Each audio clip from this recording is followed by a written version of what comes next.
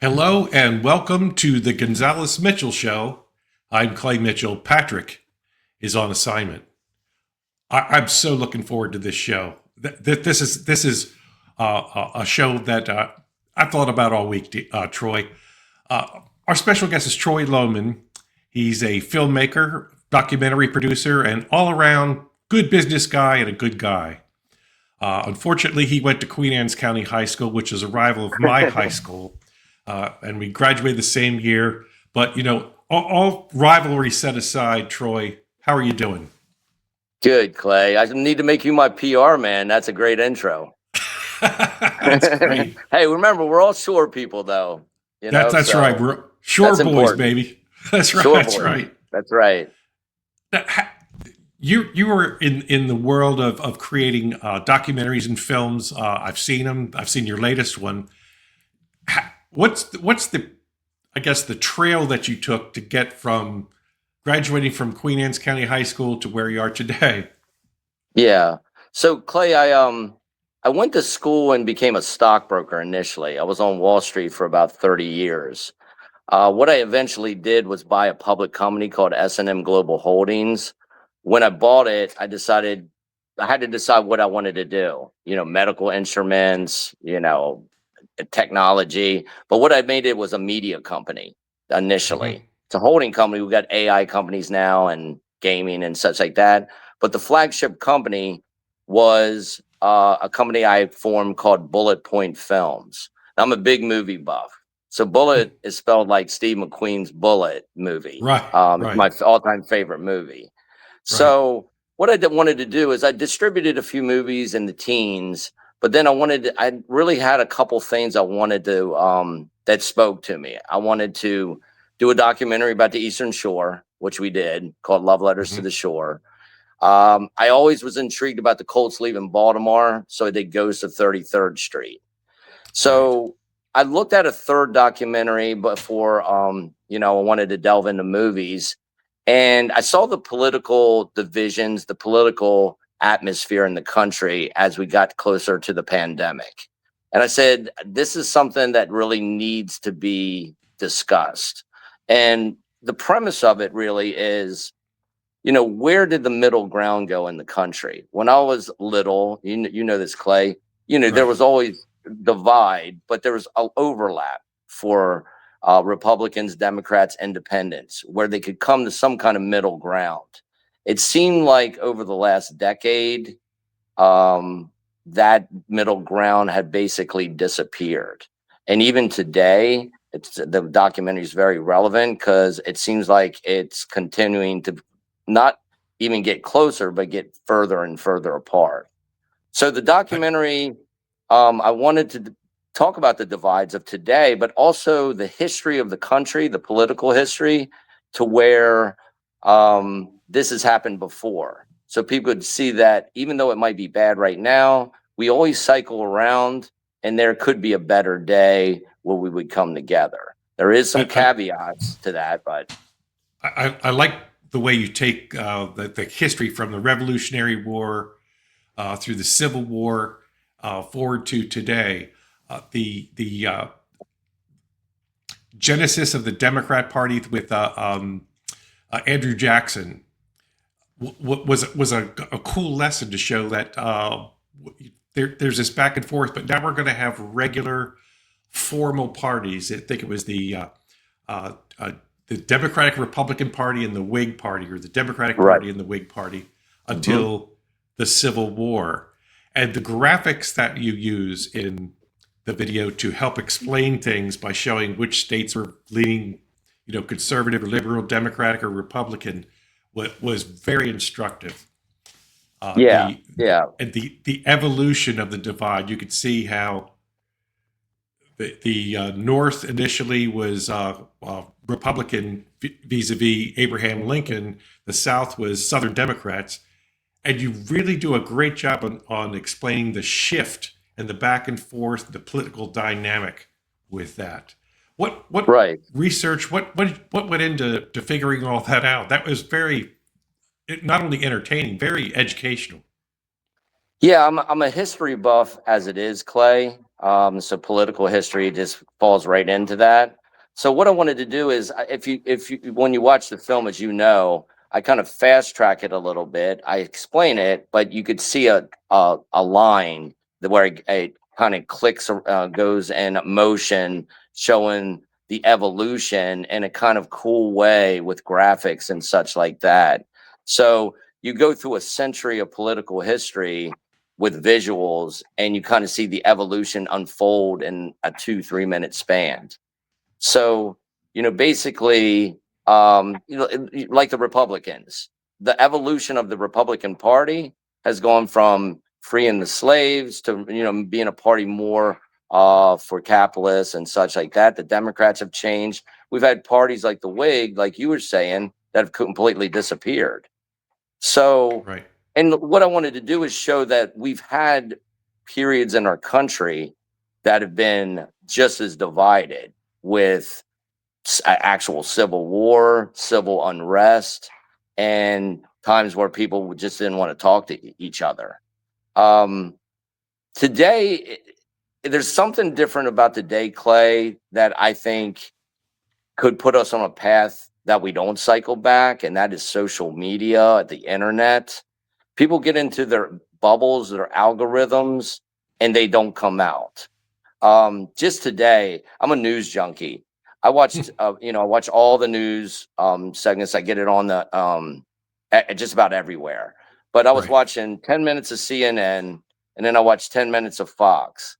And it's basically like we're living in a different country when you listen to Yeah. them talk about it. So if you got people that really only get one part of it and they don't get the other part, then you really don't get any real perspective of how half the country is thinking.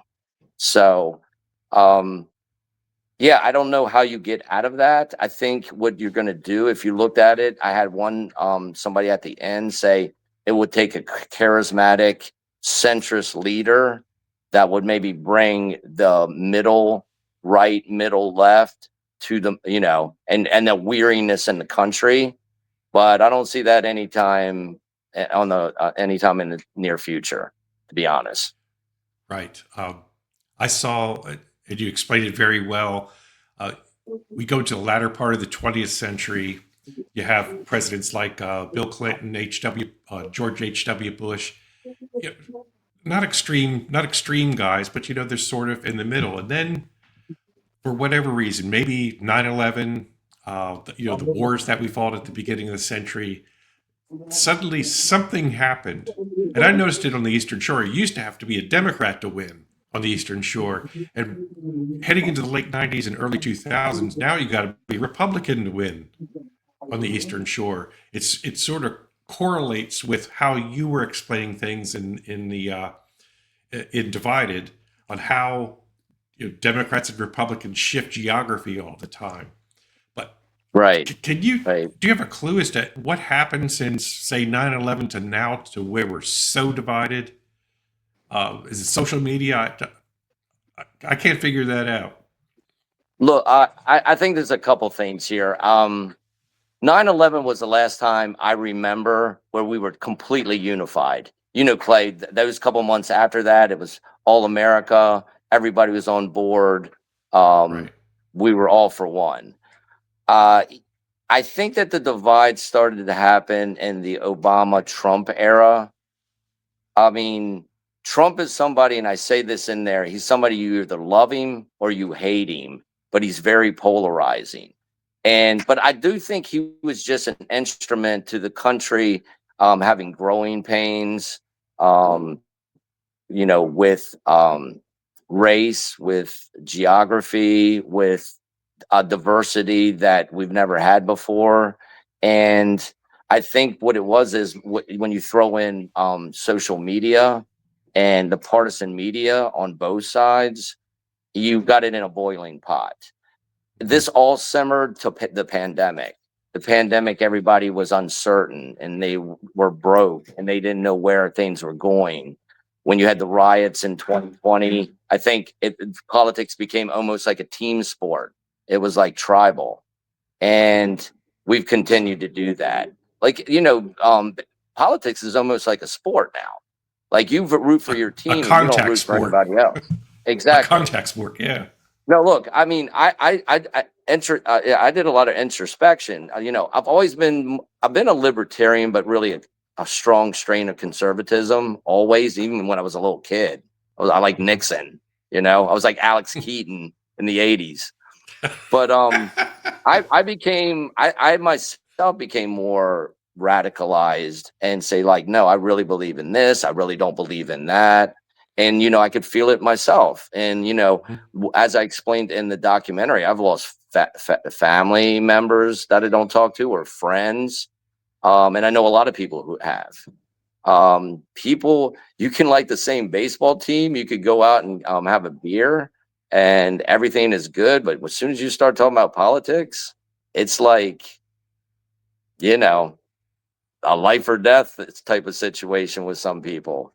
And I I don't know how to get around that really, sometimes. like your analogy about, it's like a sport, contact sport. You're either on the D's or you're on the R's. Right. I have some very good friends. A good friend of mine, Len Foxwell. We do a podcast, the Maryland Caucus.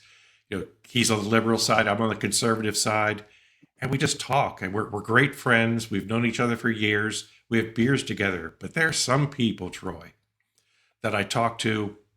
I mean, sometimes I tick off people in the Republican Party too. Man, if you either walk that line or you're out, and that's Right. not what compromise and what sophisticated civilizations are supposed to do when running a country. The Like you pointed out during I think the Obama Trump years in 2010, we had the Tea Party movement. My gosh, that pulled Republicans far to the right, Right. and at the same time, Democrats went further to the left. I think it was that battle for the soul of America, they call it. And when we were all encapsulated during the pandemic, a lot of the only things people had to do was get on social media and really look at propaganda. And I think people got more radicalized, both left and right. I agree, Clay. When I got people together, one of my things is I wanted to get like three liberals and three conservatives in a room, and you can see I have some interviews where that's the case. Right. They were much more civil, would listen to each other in person.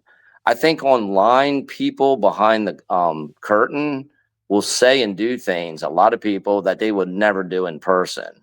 So when you Yeah. get them together where they can actually talk, people have a lot more in common than you think. But when you have it cold and on Facebook or Instagram or like that, then people take it the wrong way or don't take it in context or tone the right way, and you don't have common ground on it. So it's going to be a tough road here. I mean, I do think that the next generations might Mhm. cycle out of the political discourse we have right now, but the social media aspect was never in the political history that we've had. So it's a wild card to where the country could go. And like, if you remember near the end of the movie, I actually discuss, should we break up? Is it a bad marriage where Right. we Right. should split? And after like analysis on all that, we're just too purple. We're too intertwined. It would really be a difficult situation to do that. So we got to try It's to like get, the North Pole, the South Pole, the opposites attract. yeah. And it's a mixed salad, but it's our salad, and so far, it's worked. Yeah. I You gleaned need from you need two strong parties so you can have a give and take. If you have yeah, one party that's disintegrated and one, you only have one avenue of thinking, and that's never a good idea. I agree. Then you end up like the Chinese Communist Party. That's the party. That's it. Right. Um, I gleaned from the documentary as history goes on. You start off in the American Revolution. There was really the Federalist Papers and all that kind of thing circulated. As you get towards the Civil War, technology advanced. There was telegraph. The dynamic changed, and you get to William McKinley, of course, he was assassinated. The telephone era started. Radio came along when Roosevelt was there. The country seemed to get a little bit further to the left and to the right. And then, of course, the Nixon-Kennedy debate, 1960, television became the predominant media. And we both know and remember that during the Vietnam era, every night you come home, Huntley Brinkley, Walter Cronkite, and the like, they were always talking about the war in Vietnam. And they actually showed video from the battlefield. I think that further divided people. Now we're in the technological age. We have the birth of the internet in the 90s, and the divide becomes wider. Now we're in this AI age. And my friend, I don't know what to make of it. I don't know if that finally maybe AI will bring us all together, or maybe it will put us further in our corners. Do you have any insight or any opinion on what that may do to us? Yeah, look, my company has 4 divisions. One is strictly an upstart AI companies. It's amazing the strides they're making with AI right now. Clay, in five years, maybe 3, it's going to infiltrate everything we're doing, from jobs to media to everything. I mean, one of our companies actually can bring raw data to a person where there's no media tinge, which sounds good, but it's, like I say, that could be a wild card also. We're in the Wild West, Clay, like as far as media, as far as consuming information. AI will be just like social media. There'll be really good stuff with a lot of bad stuff to it. But Yeah. like I say, as far as bringing the country together, we are still the best, most resilient country in the world. And we just have to know that we are going to have differences, but those differences sometimes can be our strengths if we can come together and compromise on it. Having said that, it's easy to say. I mean, I'm pretty partisan myself, and everybody I know is. Everybody, there's not too many people that are in the middle. The independents are probably the most, I'm not going to call them wishy-washy, but they're the most indecisive, not vocal people. It's the people on the far right and far left that are carrying the day right now, and it looks like they're going to carry the day for a while. Your AI company isn't going to invent a lawyer robot and put me out of work, are you? I'm just kidding. I don't know.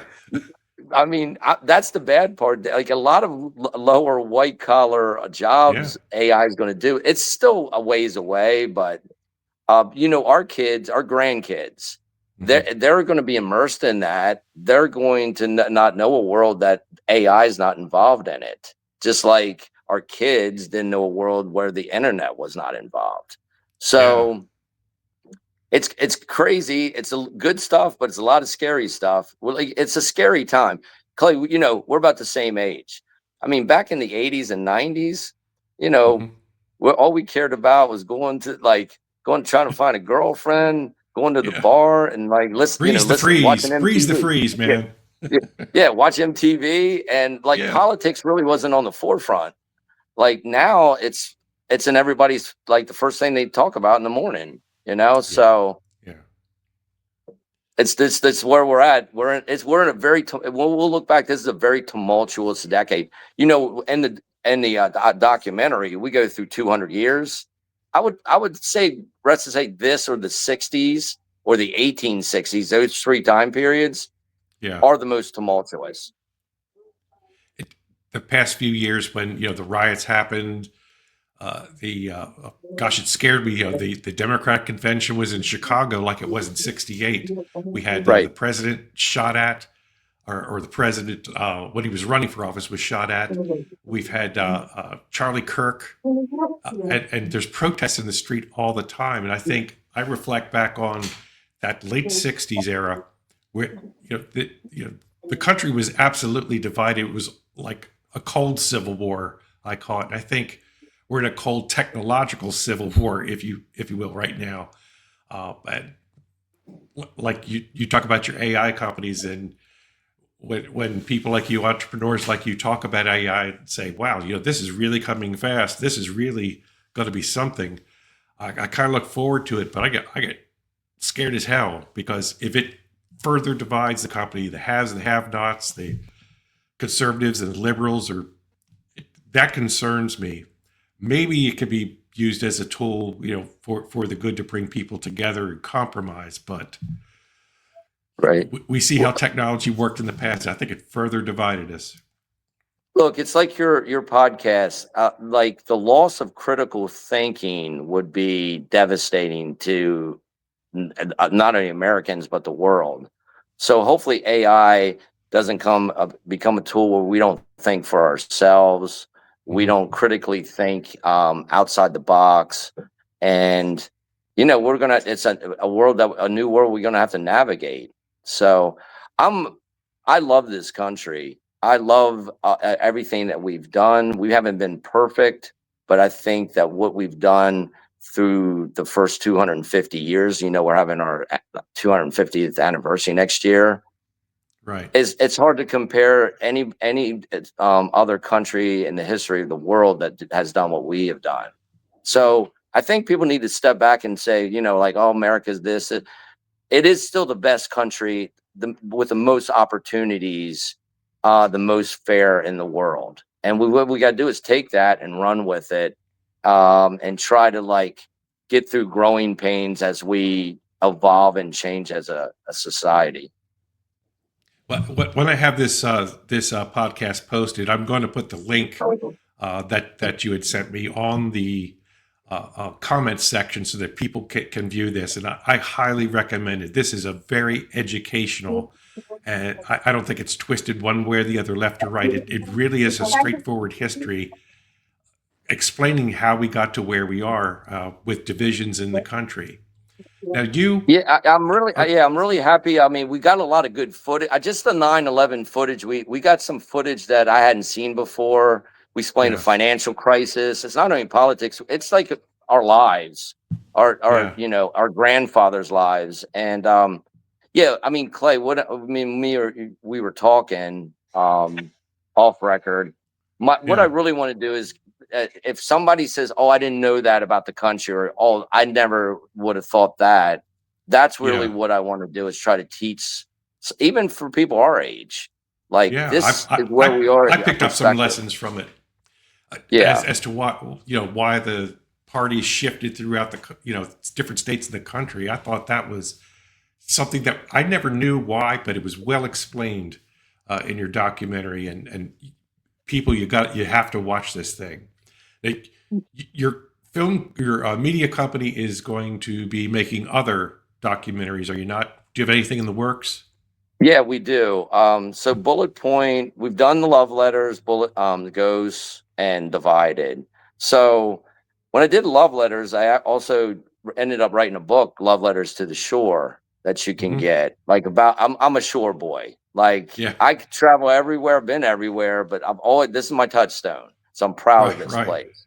Right. Um, but when I did love letters and I did all the research, there was this woman called Patty Cannon that was from Right. Reliant back in the early 1800s. I mean, she's She's from arguably the first. Caroline County, wasn't she?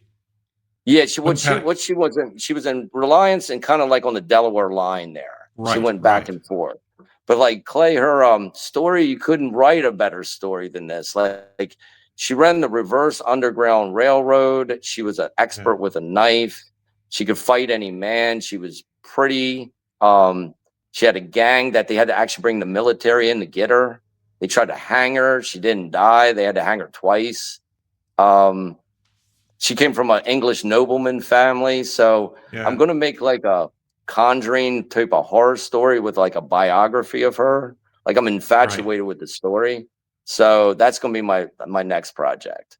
That's great. I always And knew then, that she was like the opposite of Harriet Tubman here on the shore. yeah, Like you said, she the would be reverse the underground anti-Harriet railroad. Tubman. Yeah. She was And really that's rich, because interesting. what she would do, yeah, she would actually capture people and sell them off.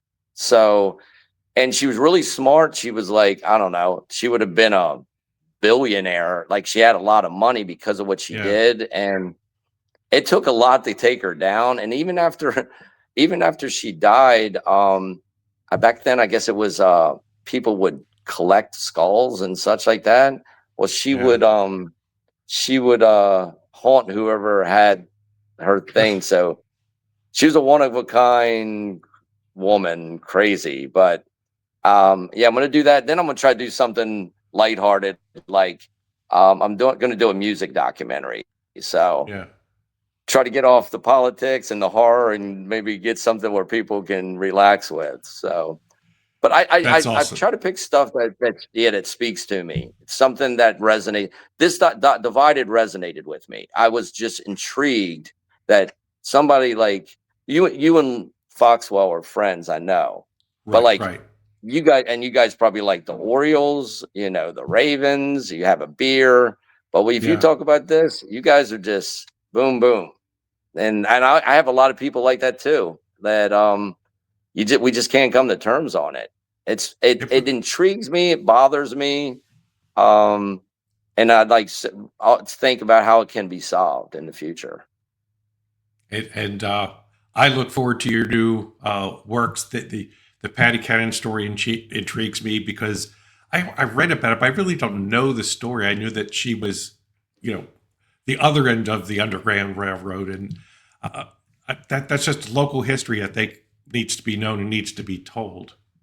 My friend, Yeah, yeah. I look at the clock on the wall, and I think we have to bring things to a conclusion. I want to have you back on, man. Talk about the response to Divided and your new and upcoming work, and let me know when you get that lawyer robot ready because I might need to hire one.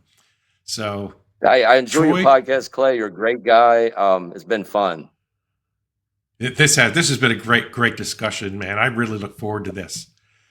But at the end of the show, as you know, it's like the old laughing days where it's time to say goodbye, Patrick. Goodbye, And you Patrick. say, you say goodbye, Patrick. Goodbye, Patrick, wherever you are. Troy, it was great seeing you, great talking to you, and I wish you a lot of success on the Divided documentary. Thank you so much, my friend. Thank you, my friend. Take care of yourself. You too.